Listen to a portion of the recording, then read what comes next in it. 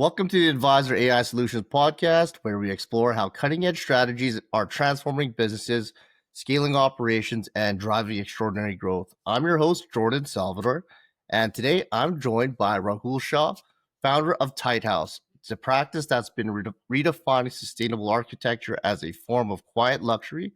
Tight House was recently recognized as the best sustainable architecture practice in 2025 by New Jersey by Build Magazine and also received the Client Service Excellence Award in 2025.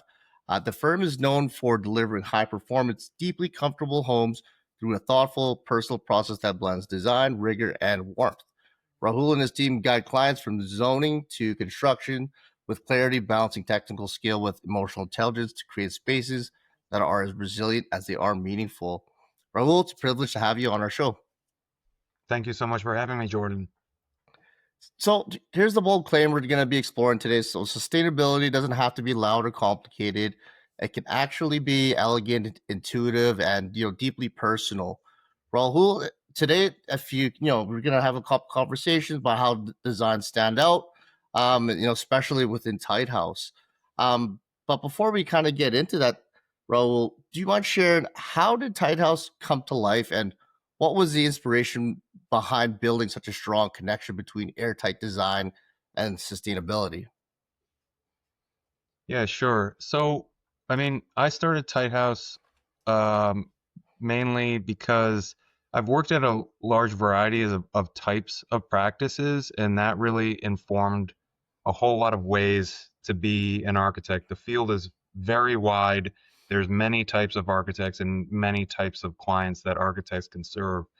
And I had a vision of the types of clients that I wanted to work with, those that are interested in sustainable design, but really more front and foremost, people who wanted a personalized private home and a home that really reflected how they live and their lifestyle. And I wanted to um, I think that there's a lot of firms where they offer that, and the kind of technical know-how of sustainability and passive house especially often is relegated to a sub-consultant or someone that is not trained as heavily in architectural design. And so there wasn't really a meeting place for those two things. And that's kind of where I found my niche. That's awesome. So in your design nowadays, you act as that bridge between two kind of different ideas and to bring them into one, and then to be able to drive it from a client's personality and what they actually want and what their needs are. Exactly.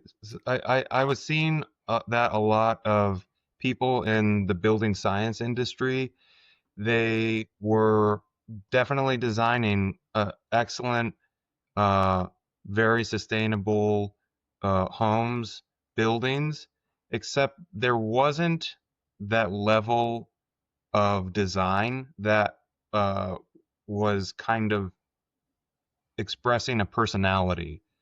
The focus of energy and the metrics was absolutely there, but there was kind of something missing when it comes to the actual character of the house and what makes you remember being in a house, what makes you have that special moment every morning. And I'm trying to fill that gap. Right. Adding that warmth to a home, making it a home rather than just a house. Yeah, exactly. Okay. So, Raul, there are plenty of firms talking about sustainability, as you mentioned. So, what makes Tight House's approach truly different and unique? Yeah, it's working with an architect on your personal home is actually a very intimate relationship. And I really like that. I love learning about how people live their lives, how they envision their future lives, because sometimes it's not only about I like to do this, but I'd really like to do something different in the future. And I'd like this to be my evening routine, for example. And uh, being able to manifest that within the architecture to make that opportunity happen is it takes a lot of conversations in order to really understand the values of a homeowner, to know the sequence in which they'd like to live, what do they really value when it comes to their friends and family. Right. You almost have to put yourself in a roommate's shoes and then live with them and kind of live through their experiences, and then actually have to listen to what could be. That's awesome. How you're actually like you said, manifesting exactly what they have in mind. Yeah, and that kind of can come about in a lot of different ways, especially when it's a couple and you kind of learn those dynamics too. It's a really personal thing, your house, and when you're making such a big investment, there can be, I don't want to say arguments, but Some it's mediations, perhaps. we're really digging in deep. Yeah. That's awesome. Yeah, I can only imagine, that is so personal, and everyone has their own perspective on how things should work, or even how a kitchen should, be situated. Uh, but yeah, I can only imagine those conversations. Yeah. Okay, so when clients think about energy efficient or passive house design, what do you think are the biggest misconceptions that you help them overcome? Mm. Yeah, I mean, I have a variety of kind of education levels when it comes to my clients. Some of my clients come to me just because they know that I have that knowledge set, and then others just because they need an architect that they and they've seen work that they can see themselves in. So there's kind of some level of education that needs to happen with those, but sustainability is really baked into every design, and it's kind of a non-negotiable criteria. But that doesn't mean that every job is going for certified passive house blower door tests and all of that, because the scale and scope of the job is different every time. Everyone has different needs and overall budget for their project. So I'm sorry, I kind of lost myself there, but you're you're asking. I'm sorry, can you repeat the question? Yeah, so when we're talking about passive house designs or sustainability, energy efficient homes, what are the biggest misconceptions that clients Right. will come to you with, and you'd have to kind of course correct? Yeah, I mean, I've had somebody say to me, "Well, if we go with passive house, am I allowed to open my windows?" And Right. yeah, you can. It's not a hermetically sealed home. It's actually much more comfortable than most, but that is kind of one just for example. Right. Okay. So you mentioned working within different budgets, but how would you balance different technical performances with, say, aesthetics and comfort and livability? Well, I think that when it comes to the envelope of the building, there are some non-negotiable kind of specifications that I'm we're going to use. We're always going to try and have exterior insulation so that all your framing is thermally broken, and try and get as airtight as possible, but also understanding that there's different levels of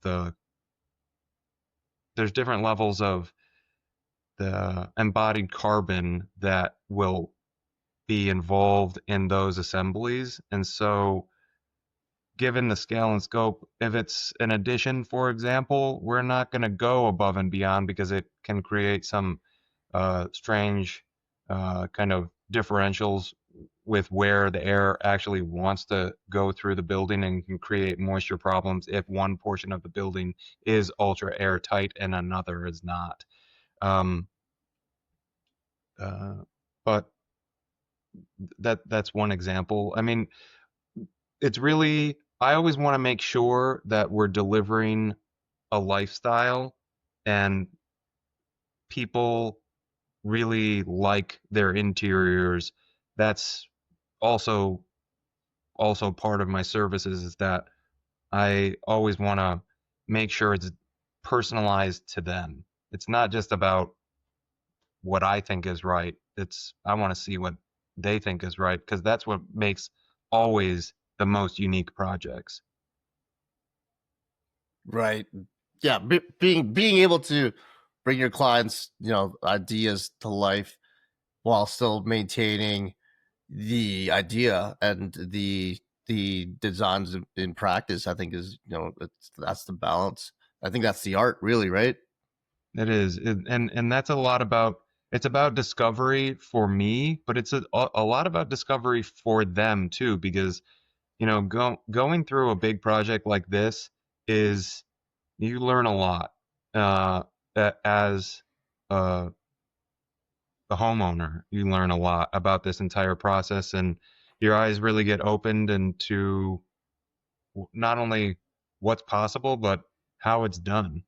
I mean, you're going to Right. see, for in renovation projects, especially, like 100-year-old homes being dissected, and we're seeing what's in the guts, finding some time capsules, and it's fun. Finding time capsules. That have you found anything interesting in the past? Yeah, we saw in Brooklyn a some newspapers from the 1930s, and they were talking about the war, and it was all in it was in a German neighborhood, and the newspaper was written in German. It was wild. Oh, really? In Yeah. German. Yeah. That's a cool find. Um, okay, so what's one design or engineering principle from Passive House that more firms should be adopting, but perhaps often overlook? Yeah, I mean, that kind of, I think it's the same thing that I've kind of mentioned before, is that there's kind of uh design architects and building science architects, or building science nerds, who kind of do their own projects, and it's that intermeshing of design and building science that is kind of not it's not a, it's a sector of the architecture industry that's not super robust. There's definitely a lot of great architects who are doing that, but it's not really that prevalent. I do think it'll become more prevalent as, especially in the Northeast, where building code and is just getting more and more stringent, and moving towards more passive house principles. Well, that's exciting that there's that trend moving towards it. It is. Okay. It's happening a lot. It's happening. New York City, Massachusetts has a very progressive um, building code with regards to energy efficiency and new construction. No, that's great. Yeah. Okay, so Rahul, can you share an example where applying passive house methods have significantly impacted comfort, performance, or even cost for a client? Well, passive house is always going to be delivering constant fresh air through an ERV, energy recovery ventilator.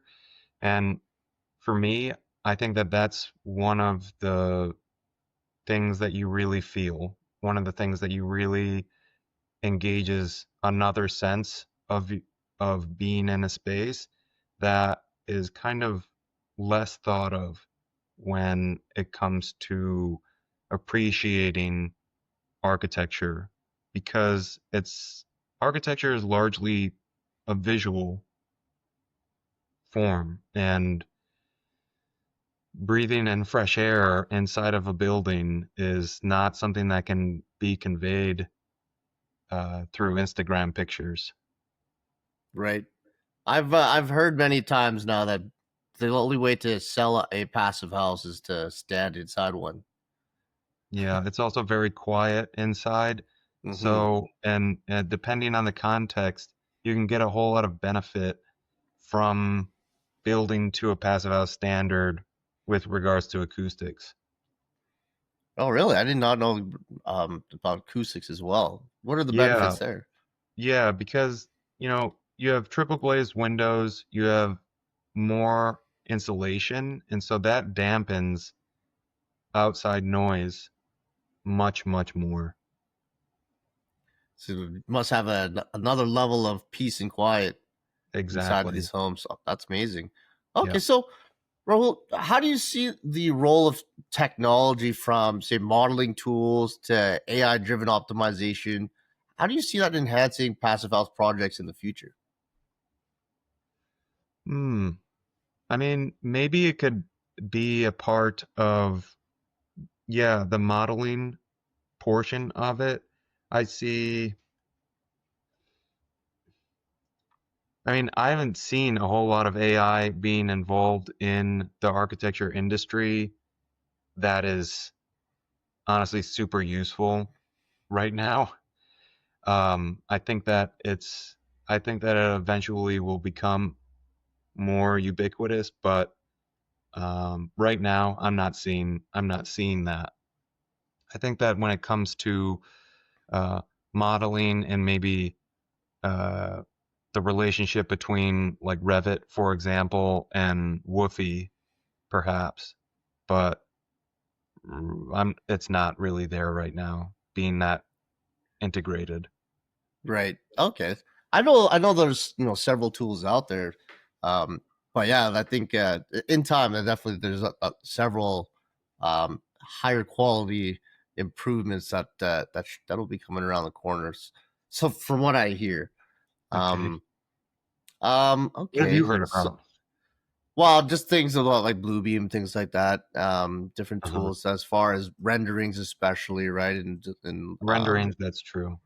And as well as digital clones as well, right? Um, so I think that process is going to be pretty interesting. From just having conversations on the show, it's been um, some people are pretty excited about it. Yeah, that's true.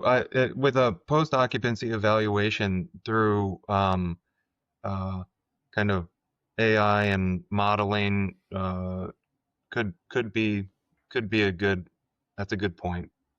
Okay. Um. So Raul, so if say you were advising a young architect today, what kind of framework would you give them to start designing and kick off their business as far as sustainability and emotional, say, and personality resonance go? Oof, that's a hard one. It's so early in your career. There's just so much to learn, and there's so much to grapple with as a young architect, and just getting that baseline design chops up to snuff. That's really, I would go for that first, because number one responsibility of an architect is, I would say, space. Because if you have a plan that it doesn't work, it's not efficient, you can have the greatest finishes in all the world, but if the plan stinks, it's not going to be a nice place to be in. And I would say focus on that first. And I found Passive House and learning about building science, um, you know, while I was practicing as a young architect. And that's what got me interested in it, but I wasn't even at that level yet to start really engaging in it. I wanted to know how to put a building together. And that's honestly kind of what the first step in getting into building science is, because it's about the layering of all these assemblies, framing, insulation, waterproofing, all of these things, and how they're installed on a site looks much different than it is in a two-dimensional drawing. And understanding what you're drawing is and how that translates on site is critical to being a good architect, keeping water out of the building, making sure that you have a durable building to start with. And then adding the layer of building science onto it, that's what uh, really gets you to that next level. And but without those basics, it's very difficult to jump to that point of building science. Right. Now that sounds like some really great foundational advice, but then to add the science part on top of it, I think that's just a great piece to excel to the next level. Um, okay, so It is I, because it's two disciplines. It's two disciplines. There's architecture and there's building science. And um, I mean, at least building science with regards to thinking about passive house, because that is a measured uh, it's a measured metric, and achieving passive house standard has to do with, you know, the volume of air inside the building, for example, and how much is escaping due to the assembly of the exterior walls. And it's that is enough to engage with as your own profession. right. Because I've worked with people who deal only in that. And I imagine the designs, if you're doing strictly passive house, look look and feel totally different than something that you guys who create a tight house. That's right. Cool. Okay, so, well, as far as growing as a company, what's the biggest bottleneck or hurdle you're facing right now, and how are you trying to solve that? The biggest bottleneck. Yeah, I'd say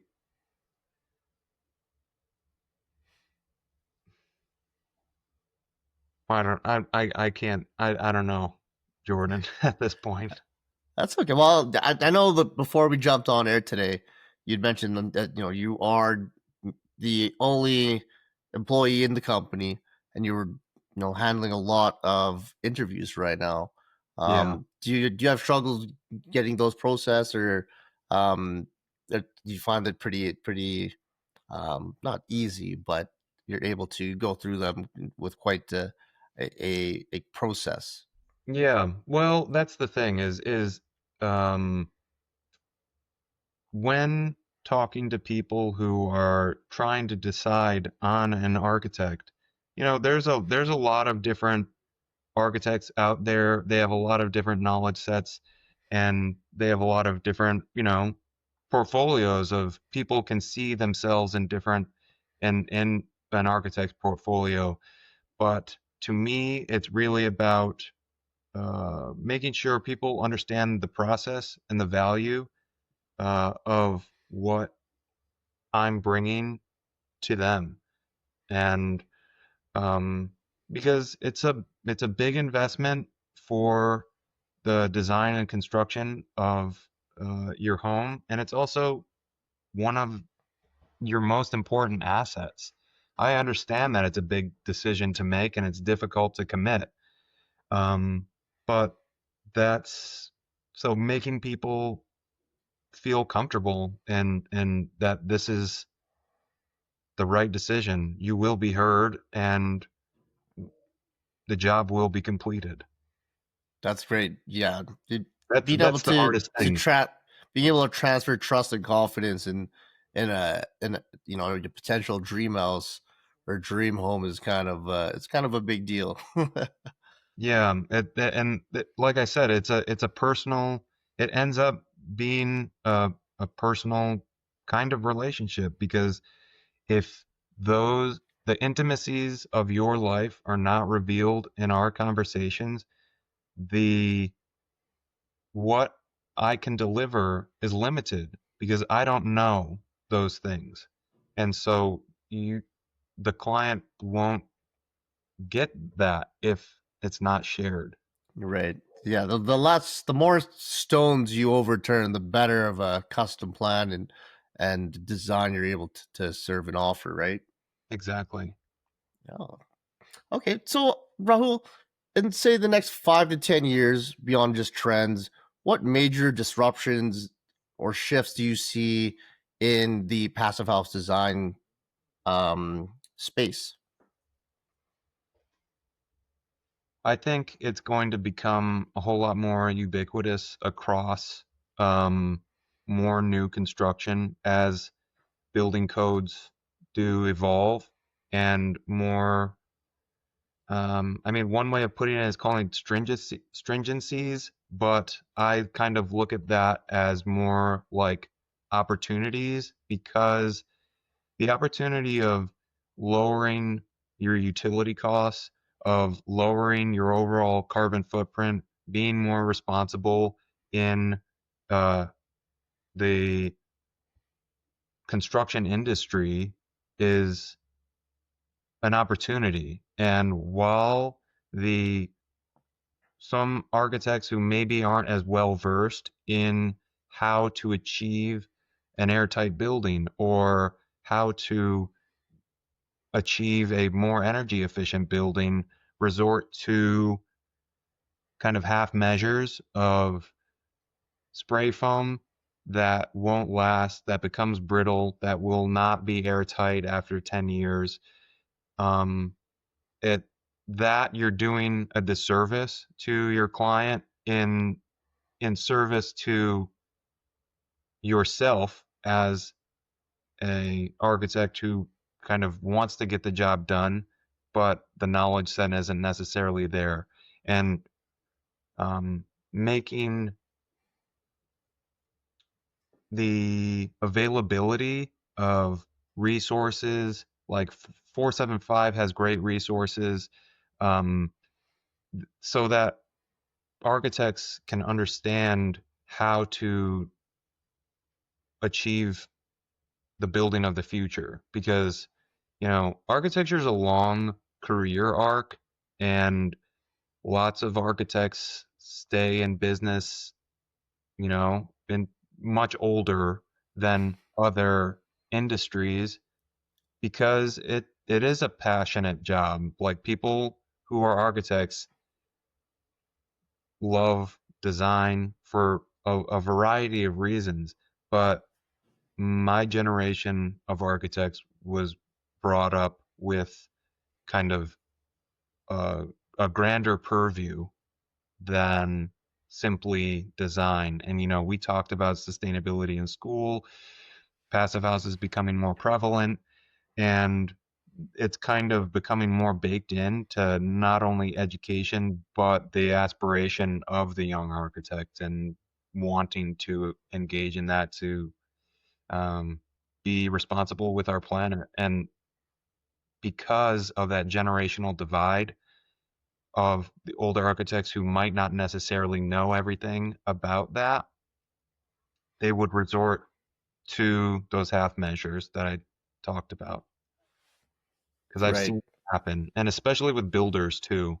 I see that happen very often, which is extremely disappointing because a lot of homeowners don't necessarily understand the the value of bringing an architect into a project and will go directly to the builder because that's what they see. The finished product is built by a general contractor. But if they're not well versed in uh, energy efficiency, building uh, details like that, then it we're they're doing a disservice to the homeowner. Right, I totally agree, and I hope you're right.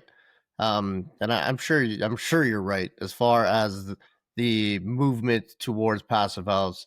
You know, with such a small percentage of upfront investment compared to a traditional design, you know, encompassing the or accounting for the long term benefits, not just financial but also health wise of the passive house.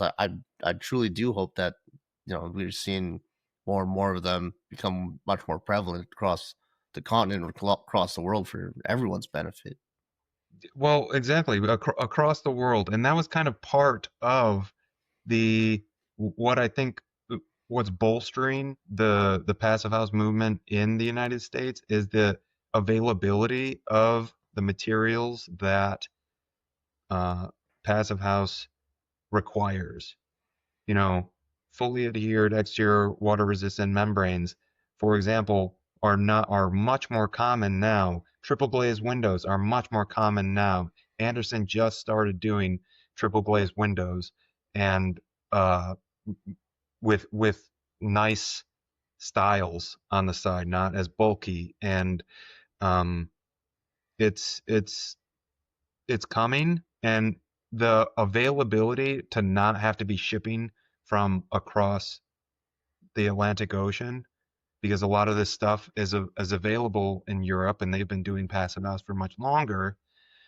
But now that those materials are made available here, it totally helps in the adoption of that. Right. Yeah. The amount of new designs and innovations that are coming across. But do you see that the price um of the new designs is that driving price down, or would you say that that would be going the other way? I don't know that it's necessarily driving the price down because I've never built in Europe, so I don't really have a baseline comparison. But I do think it is beneficial for the overall carbon footprint of the embodied energy in the building because it's not coming on a ship or a plane as far. Right. Oh yeah, that makes sense.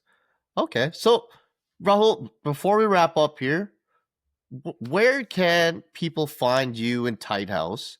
And maybe you could leave our listeners with one actionable challenge that they can take this week to rethink how they approach sustainable design.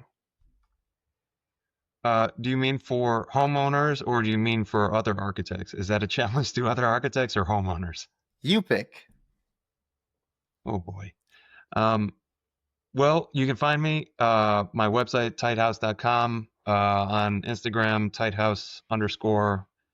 And I'm always trying to put out some useful information there just about my process, what are useful processes. At least it could be of some benefit uh, to learn more about building science in relatable ways.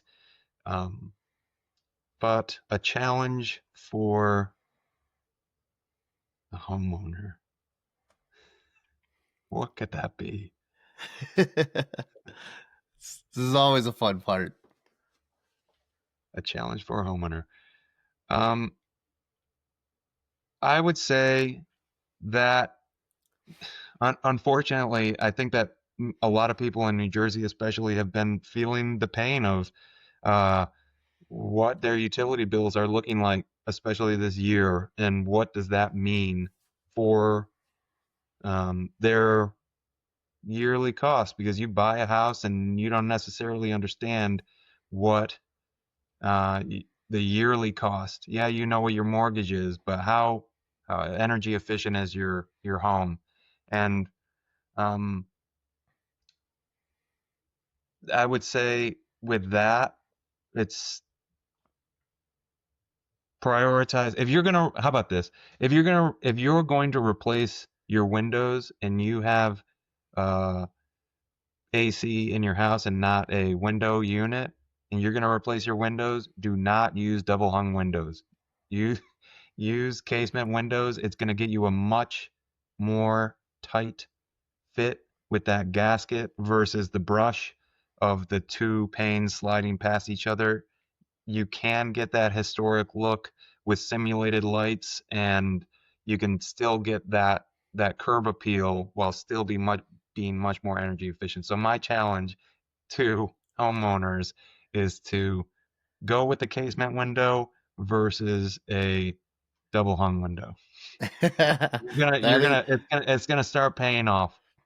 that's amazing challenge, amazing bit of advice. Because like even myself, me and my wife are considering upgrading our windows, switching them out in our house. So that might be something we're gonna look a little bit deeper into. So thanks for those words, Rahul. This has been a truly incredible conversation. I've really appreciated you and your time. We've unpacked different things from uh, how sustainable design can interact with the actual personality and the warmth of your clients. You know how to dive a little bit deeper, and becoming that roommate with their story when you're designing. Absolutely love that. And then for our listeners, the key takeaway is this: don't just treat sustainability as an add-on.